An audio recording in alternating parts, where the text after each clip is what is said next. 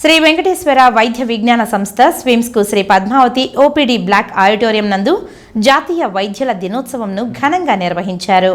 ఈ కార్యక్రమానికి ముఖ్య అతిథిగా విచ్చేసిన స్విమ్స్ సంచాలకులు మరియు ఉపకులపతి డాక్టర్ ఆర్వి కుమార్ మాట్లాడుతూ అందరికీ జాతీయ వైద్యుల దినోత్సవ శుభాకాంక్షలు తెలుపుతూ జాతీయ వైద్యుల దినోత్సవంగా ప్రతి సంవత్సరం డాక్టర్ బీదాన్ చంద్రరాయ్ జ్ఞాపకార్థం నిర్వహించడం జరిగిందని తెలిపారు.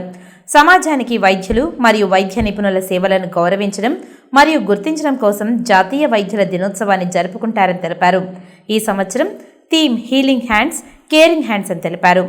కోవిడ్ మహమ్మారి సమయంలో మన జీవితాలలో వెలుగులు నింపడానికి వైద్యులు మరియు వైద్య సిబ్బంది చేసిన సేవలు వారి ప్రాణాలను సైతం లెక్క చేయకుండా పేషెంట్లకు వైద్య సేవలు అందించారని మరియు ప్రభుత్వ రంగ సంస్థల్లో ఇండియాలో మొట్టమొదటిసారిగా స్విమ్స్ హాస్పిటల్ నందు 2024 జనవరిలో liver, kidney, heart transplantation operation జరిగిందని ఈ సందర్భంగా స్విమ్స్లో పనిచేస్తున్న డాక్టర్స్, నర్సులు, సిబ్బందికి శుభాకాంక్షలు తెలియజేశారు.